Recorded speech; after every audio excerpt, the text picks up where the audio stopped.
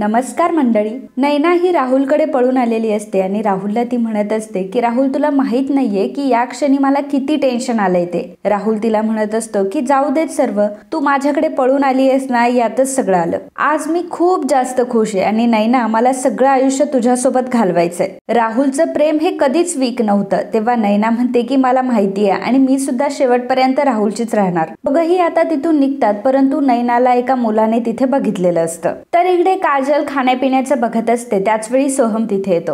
सोहम हा काजलकडेच बघत असतो, कारण काजल खूप सुंदर दिसत असते. काजल त्याला म्हणते की काय, कशी दिसते मी? सोहम म्हणतो की खूप छान दिसते. सोहम विचारतो की मी तुला एक प्रश्न विचारू? काजल म्हणते की आता प्रस्तावना कशाला करतोयस, विचार काय विचारायचंय ते. सोहम म्हणतो की तुला खरं सांगू, या कपड्यांमध्ये तू खूप सुंदर दिसते. त्या दिवशी संगीतमध्ये सुद्धा खूप छान दिसत होतीस. मग मला तुला फक्त एवढं सांगायचंय की तू नेहमी असे कपडे का घालत नाही? तेव्हा काजल सांगते की त्याचं काय आहे ना, मला हे असे कपडे झेपत नाही. आणि दुसरी गोष्ट म्हणजे आपल्याला कपड्यांबद्दल बोललेलं कोणीच आवडत नाही. कोणाला काय कपडे घालायचे ना, हे ज्याचं त्याने ठरवले पाहिजे. आता ज्या मुलाने नैनाला पळून जाताना बघितलेलं असतं, तो मुलगा काजलकडे येतो आणि काजलला म्हणतो की मला तुला खूप काहीतरी महत्वाचं सांगायचंय.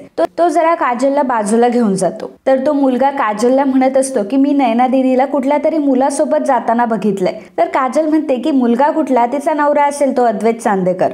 तेव्हा तो मुलगा सांगतो की अगं नाही, अगं अद्वैत चांदेकर नव्हता तो, दुसऱ्याच कुठल्या तरी मुलासोबत बसली होती ती. काजल म्हणते की काही पण काय बोलतोय, अरे आतमध्ये आहे ती. तर तो मुलगा म्हणतो की नाही यार, तू माझ्यावर विश्वास ठेव, ती नैना दीदीच होती. आणि दोघंही कारमध्ये बसून कुठेतरी निघून गेलेत. तर काजल म्हणत असते की गप्प बस, काहीच्या काही पण नको सांगूस. तर काजल आता आतमध्ये बघायला जाते. काजल आता कलाकडे येते आणि कलाला म्हणते की ताई, अगं खूप मोठा लोचा झालाय. तो पक्या असं म्हणतोय की आपली नैना दीदी पळून गेली. कला म्हणते की अगं काही पण काय बोलतेस? काजल म्हणते की हो अगं, तो मला म्हटलाय आणि ही जर खबर पक्की असेल ना, तर खूप मोठा लोचा होणार आहे. कला म्हणते की अगं पण ताई असं का करेल, आताच तर तिची एंगेजमेंट झाली आहे. चल आपण एक काम करूया, तिला बघूनच येऊयात. आता दोघीही नैनाला शोधण्यासाठी तिच्या रूम मध्ये जातात. तर इकडे सर्वजण नवऱ्या मुलीसाठी थांबलेले असतात आणि अद्वैत तर खूपच उतावळा झालेला असतो. तर रजनी त्याला म्हणत असते की अरे एवढा उतावळा नको होऊस. तितक्यातच सागर आणि मुक्ता देखील तिथे येतात. सरोज मुक्ताला विचारते की मुक्ता तू कशी आहेस? मुक्ता म्हणते की मी खूप छान आहे आणि तुम्ही खूप सुंदर दिसताय आज. सरोज म्हणते की हो. रजनी म्हणते की लग्नाचं तेज बघ तिच्या चेहऱ्यावर किती दिसतंय. मुक्ता लगेच सरोजच्या आणि रजनीच्या पाया पडते. तर सरोज म्हणते की सागर बघितलं ना मुक्ताने काय केलं ते? अरे लग्न झाल्यानंतर एकटीने पाया पडायचं नसतं, जोडीने पाया पडायचं असतं. आणि मग सागर आणि मुक्ता दोघंही पाया पडतात. तर सागर म्हणतो की बरं सरोज काकू, तू काय म्हणत होतीस की मुलींना तयार होण्यासाठी खूप उशीर लागतो म्हणून? अगदी बरोबर बोलत होतीस हा तू. तेव्हा मुक्ता म्हणते की एक मिनिट हा, मी अर्धा तासापासून तयार होऊन बसले, तुम्हालाच उशीर झाला. तर सागरचे आणि मुक्ताचे तिथेच भांडणं व्हायला लागतात. तर सरोज म्हणते की निदान आजच्या दिवशी तरी भांडू नका.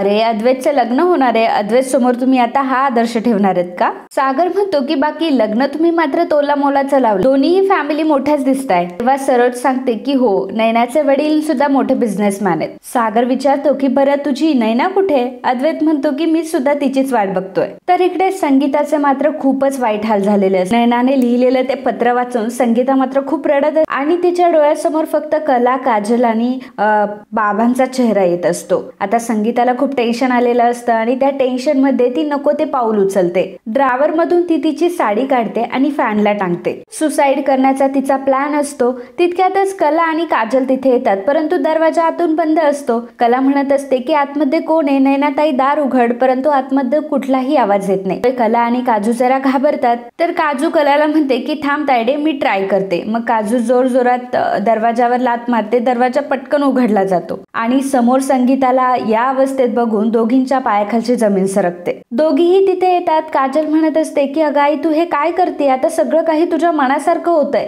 मग काय प्रॉब्लेम आहे? संगीता म्हणत असते की नाही, मला नाही जगायचंय. तर कला आता तिच्या हाताला धरून सोफ्यावर बसवते. कला संगीताला म्हणत असते की अगं आई, वेड्यासारखं काय करतेयस तू हे? आणि तुला माहितीये का तुझ्या जीवाची किंमत किती आहे? आम्हाला विचार की तुझ्या जीवाची किंमत किती आहे? संगीता खूप रडत असते आणि म्हणत असते की कला कला बाळा, अगं आता सगळं संपलंय. काजल आता नैनाने जे पत्र लिहून ठेवलेलं असतं ते वाचते आणि काजलला मोठा धक्का बसतो. आता कला देखील ते पत्र वाचते तर तिच्याही पायाखालची जमीन सरकते. संगीता म्हणत असते की सगळं संपलं आता. लग्नासाठी आता नवरे मंडळी सगळे काही जमलेले असतात आणि नैनाचीच वाट बघत असतात. तर लग्नाला आलेल्या बायका सुद्धा एकमेकांशी कुजबुज करत असतात की आजकालच्या मुली यांना मुहूर्तापेक्षा लग्नाचा मेकअप जास्त महत्वाचा वाटतो. मग जर मेकअपच करायचा आहे तर आपल्याला एवढं लवकर बोलावून करता तरी काय. संगीता कला आणि काजूला म्हणत असते की ज्या पोरीला मी अगदी फुलासारखं जपलं त्या पोरीने माझा केसाने गळा कापलाय, आज तिने माझा विश्वासघात केलाय. आता मी काय करू, मी कोणालाच तोंड दाखवू शकत नाही. बाहेर तो अद्वैत चांदेकर असतील, आबाजी असतील, आता त्यांना कसं तोंड दाखवू, मला नाही जगायचं आता, असं म्हणून आता संगीता तिच्या हातानेच तोंड झोडून घेत असते. तितक्यात मावशी तिथे आलेले असतात. कला दरवाजा उघडते आणि संगीताची हालत बघून ती म्हणते की संगीता अगं काय झालंय तुला. संगीता म्हणत असते की सगळं संपलंय तायडे. तर इकडे सागर आणि मुक्तामध्ये लुटुपुटीची भांडणंही सुरूच असतात. अद्वैत त्यांना म्हणत असतो की तुम्ही मला धीर द्यायचं सोडून दोघेही भांडत बसले. तेव्हा मुक्ता म्हणते की सॉरी अद्वैत, मी यांच्याशी घरी जाऊन बोलते. बरं नैना अजून का नाही आली आहे, मी बघून येऊ का. तेव्हा अद्वैत म्हणतो की नाही नैनाला मी चांगलंच ओळखतो, काहीतरी जेन्युइन कारण असेल म्हणून वेळ होत असेल. अद्वैत बाबांना विचारतो की बाबा तुम्हाला माहितीये का नैनाला यायला उशीर का होतोय. तर रोहिणी म्हणत असते की अरे केव्हापासून ते आपल्या जवळच उभे, त्यांना कसं काय माहित असणार. अद्वैत म्हणतो की मग आत्या तू जरा बघून येते का की नैनाचं काय चाललंय ते. तर रोहिणी म्हणते की ठीक आहे मी जाऊन बघते. तर रोहिणी आता तिथून निघून गेलेली असते. सुकन्या मावशी इकडे म्हणत असते की काय करायचं आता काही कळतच नाहीये. संगीता म्हणत असते की सुकन्या आता सगळं संपलंय, आता काय करावं तेच कळत नाहीये. कला काजूला सांगते की काजू तू एखाद्या तुझ्या मित्राला घेऊन जा आणि नैनाताई कुठे दिसते की नाही बघ. काजू म्हणत असते की मी माझ्या सगळ्या गँगला घेते आणि मी आता नैनाताईला शोधूनच काढेल, तुम्ही अजिबात काळजी करू नका. कला सांगते की गुंड्या ताई जर सापडली ना तर तिला तू ओरडू नकोस, तिला तू अगदी व्यवस्थित घरी घेऊन ये आणि तिला फक्त समजून सांग की तू जर हे लग्न केलं नाही तर आई बाबांना खूप मोठा धक्का बसेल. तर रोहिणी आता नैनाकडे जातच असते आणि तिला तिथून काजू येताना दिसते. तर काजूचा चेहरा हा खूप पडलेला असतो आणि ती खूप टेन्शन मध्ये असते.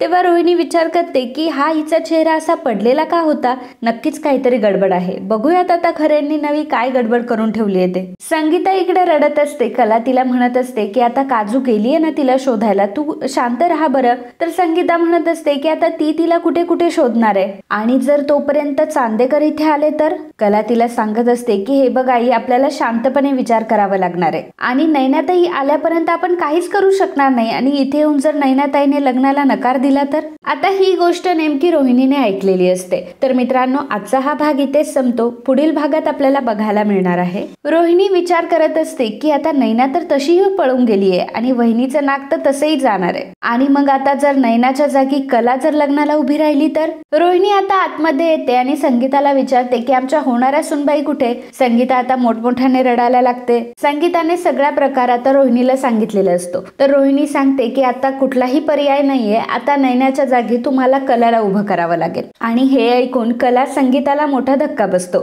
तर मित्रांनो असेच मराठी मालिकांचे डेली अपडेट बघण्यासाठी आत्ताच आपल्या चॅनलला सबस्क्राईब करा आणि हा व्हिडिओ जर तुम्हाला आवडला असेल तर व्हिडिओला लाईक आणि कमेंट करायला अजिबात विसरू नका. धन्यवाद.